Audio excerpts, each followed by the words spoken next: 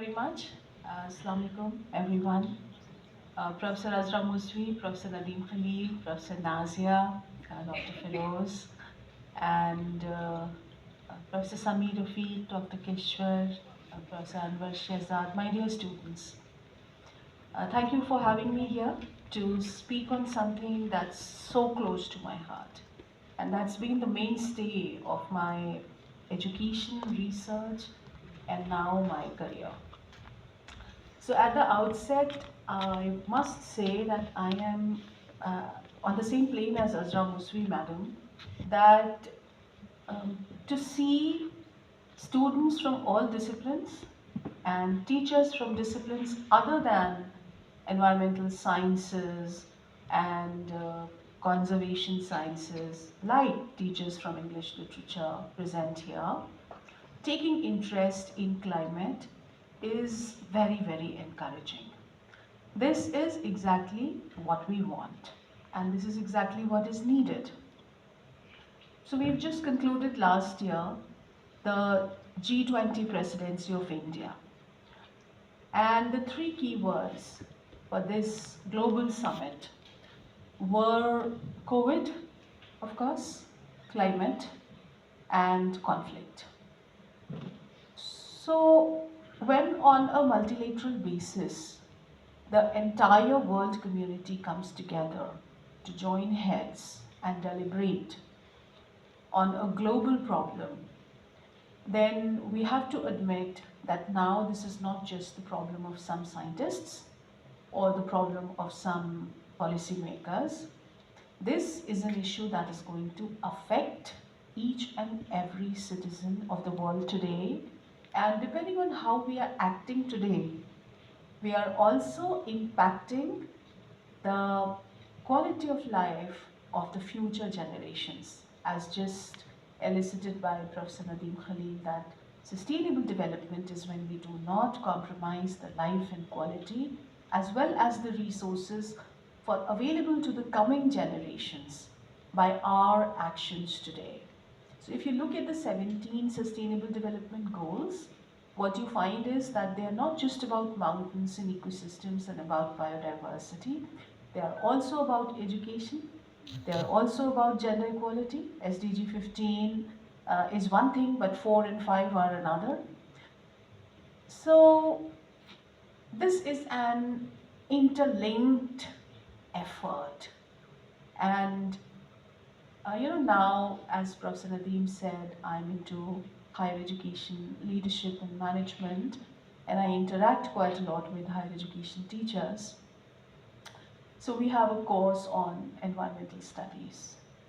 And let me tell you that although we have many other courses, this is the most highly subscribed course, because teachers in higher education institutions across the country feel that this is one problem that is relevant to them. So just like they're interested in communication skills, they're interested in presentation skills, they're interested in research methodology, they're also very, very interested in environmental studies.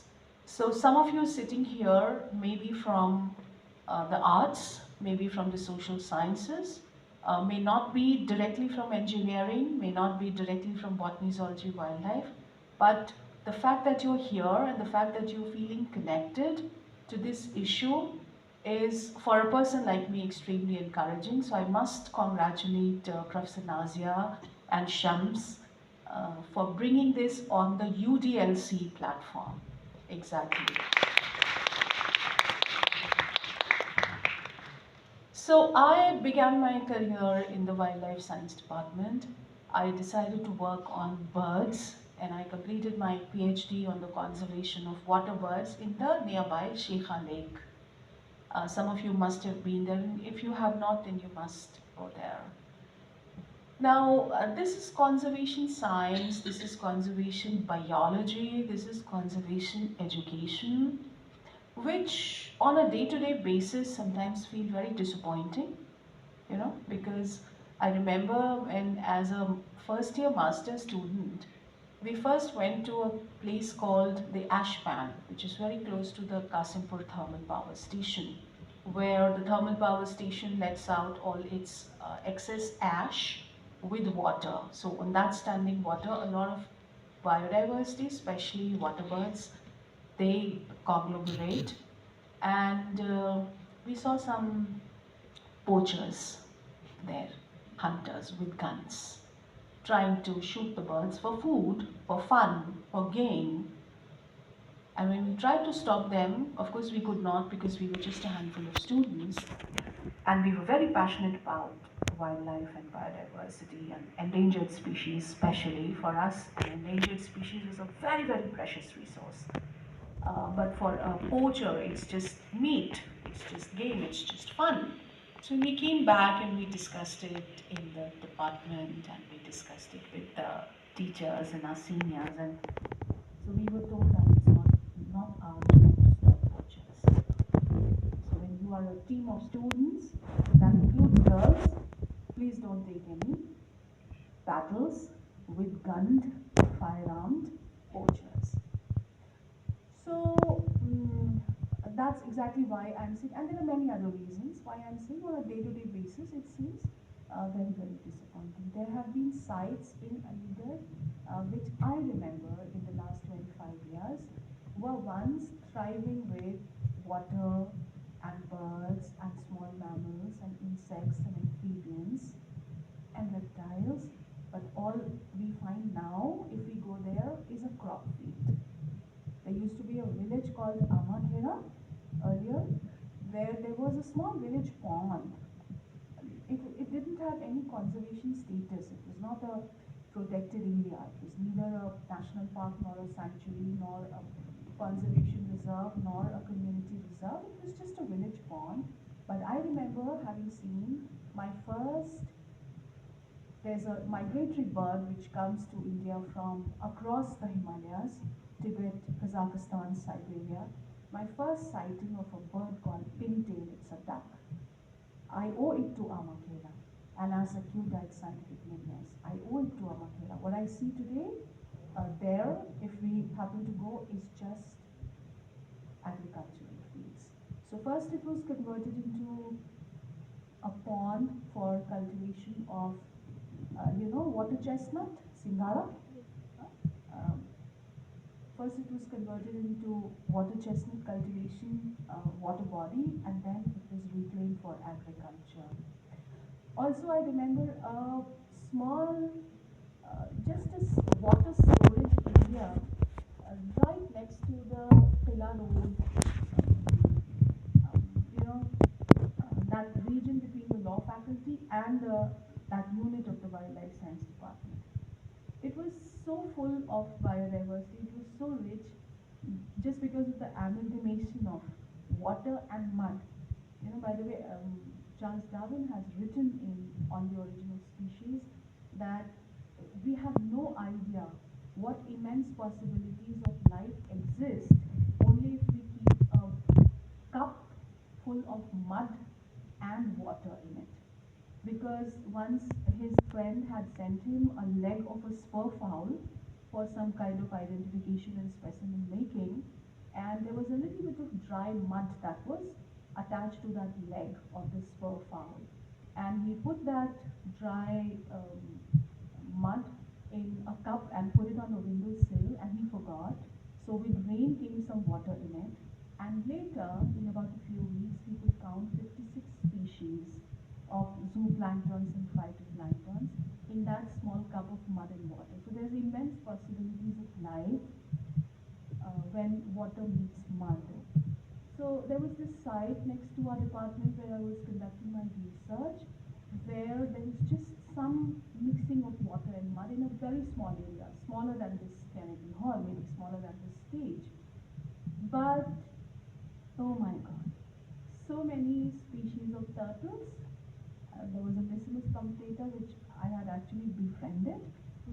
So many species of birds. And there's a small bird called, it's a kind of a munia. I hope you know there are birds that Salim Ali was very fond of munias, and munias are there in poetry also. And earlier they used to be sold by traders in the cages. It's a cage bird which I was not able to identify because it was so flippant. It used to sit and fly. Furr. By the time I could take out my binocular and have a look at it and try to observe it for some time, it was somewhere else. And very small with very minute, distinct characters for identification. So it had been eluding me for like a year. And it was that wetland, that small wetland, where I could identify it as the Indian silver beryl, Longcura malabarica, which is also a munia.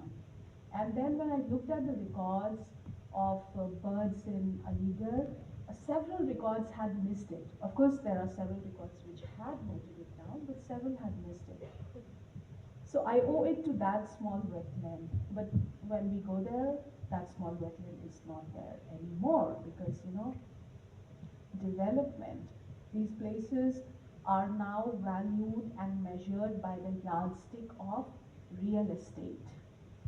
And when it comes to land sharks in real estates, where do munias and where do turtles and where do other birds and mammals stand a chance? However, I must also say that owing to science, owing to conservation efforts, the picture is not a complete failure. So more and more species have been joining the lists of endangered, critically endangered, threatened, and vulnerable species in the Red Data book that is published by the IUCN, International Union for Conservation of Nature. But the IUCN has also come up with the data that it was so this is all about extinction. Some species being there, but then because of anthropocentric activities, we then later realized that now this species does not exist anymore. The Siberian crane has gone that way, the white-winged wood duck from India has gone that way, the pink-headed duck has gone that way. The vultures you must be noticing, the very common Passer domesticus, the goraya, the sparrow, house sparrow, you must be noticing, hardly now seen. So, so of course that's happening. It's because of extinction, but the IUCN says, and this is very heartening to know, that if it was not for conservation efforts that people made, then extinction would have been 22% more than it has been so far. So I think with more awareness, more sensitization, of course, there can be success stories. Say, for example, in India, we always look back upon the captive breeding and reintroduction project of the Gangetic Gharial. You know gharial? It's a little different from the alligator, the crocodile. We can't even call it a crocodile, although it's like a cousin. But it's identified by a huge ghada se bana hai. The word comes from ghada. So on the snout of the male there is a small lump, which is a secondary sexual character, and the gharial is found only in the river Ganges. It was hunted sporadically and extensively for its leather. But then there was the Government of India commissioned a captive breeding and reintroduction project with the Indian gharial, Gavialis gangeticus its name is. And today, owing to this project, if some of you have gone to Kukrail in Lucknow, you would have seen there is this, site in Kukrail near the zoo where these gharials, they have been captive bred. And owing to this increased population in captive breeding and reintroduction, today we do not have a conservation issue with the gharial. So this was done by scientists, but at the top of every project there is a policymaker. And inshallah, someday some of you will be policymakers. And sure, if you want to become IFS officers, if you want to become IAS officers, you may not be from the conservation sciences, but you will certainly have a say when it comes to conservation policy.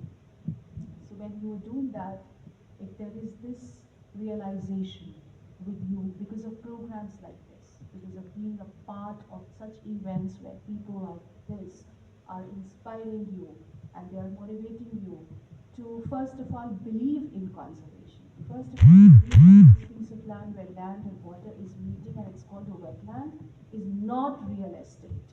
So no matter how many land sharks are approaching you and no matter how many rebukes you are supposed to face at the hands of your higher ups that you are invading development, you will not exchange it for anything else. You will just let it be. It requires passion. It requires protection today. So our country has grown a lot in terms of protected areas, in terms of new categories of protected areas. It's not just national parks and sanctuaries today, it's today conservation reserves and community reserves also. We are also one of the most well-behaved countries on the international scene because we are a signatory to the Convention for Biological Diversity, we are a signatory to the Convention for International Trade in Endangered Species of Flora and Fauna, we are a signatory to the Convention on Migratory Species, it's also called the Bond Convention. So we are a very well-behaved, we are a signatory to the Ramsar Convention on Wetlands. So it's very, very well-behaved country, India. We become a signatory to all these noble conventions and then we adapt them and we implement them through domestic law. That is not done by conservation scientists. That is done by policymakers who are inspired by poems and stories that Sandhaba and Aisha and Kishwar would have talked about today. So, am I exceeding my time, Dr. Nazia? Give me 2 minutes, I'll sum it up. Yeah? So, I came forward from this basic ground research in ornithology and in mammalogy and in vegetation sciences. And in the past 5-6 years, thanks to the positive policy of the academic leadership of this university, the Aligarh Muslim University, we have been able to introduce a paper on Quranic environmental ethics. And the United Nations has a project called Faith for Earth, and they are coming up with a document where all major faith communities of the world are going to come up with a kind of a charter for conservation in their respective religions. And the document that's being emanated from the Holy Quran is called Al-Mizan, a covenant for earth. And we are drawing from that, and we have this paper in BA, and we have this paper again in MA on Quranic environmental ethics, and now we are also offering this as a value-added course, a VAC, and I am very encouraged that this was the second time that I taught this VAC, and the numbers of students who are opting for this VAC are growing. So again, very encouraging that students who are doing Spanish, students who are doing psychology, students who are doing theology, they are all coming and opting for this paper. We are learning about what one religion has to say about conservation. So there are 5 pillars of Islamic eco-theology that we have come up with. There is Tawheed for interconnectedness between all living and non-living beings, which is very similar to Vasudhaiv Kutumbakam. There is Quranic injunction on Israf, which means no wastefulness. There is the Quranic injunction on Mizan, of course, which talks about the balance in nature and which is very much about ecological balance also, which happens to be the crux of the problem behind climate. There is the concept of Ummah and Adal, that means community and justice, where we talk about similar justice to the individuals of non-human species. Justice not just to humans, but to the non-human species. And then the concept of Khalifa, which means a kind of a successor of the Almighty in terms of taking care and maintaining the planet, its health, the way they had inherited it from the Almighty. So very much a concept that's close to sustainable development. So I'm giving this to you in a very small nutshell. I enjoy teaching it to students in an entire semester. So just like sustainable development is about keeping it for the future, we look at it in terms of this quote, that we have not inherited this planet from our predecessors. We have borrowed it from our successors. I think I have exceeded my time, but वो एक शेर है कि हम ना बाज आएंगे मोहब्बत से, जान जाएगी और क्या होगा। तो मैं कैनेडी हॉल में रहूँ, तलबा और तालबात मुस्लिम यूनिवर्सिटी अलीगढ़ के सामने रहूँ, दावतनामा UDLC की तरफ से हो और उर्दू में बात ना करूँ और एक उर्दू का शेर आपको मौजू से बहुत मिस्दाक ना सुना के जाऊँ तो मेरे लिए नासबासी होगी। अल्लामा इकबाल का एक शेर है, इट्स अबाउट बायोडाइवर्सिटी। गुलजार व दस्त बूद को बेगाना वार देखिए, गुलजार व दस्त बूद को बेगाना वार देखिए, ये देखने की चीज़ है, इसे बार बार देखिए। इसका शिकार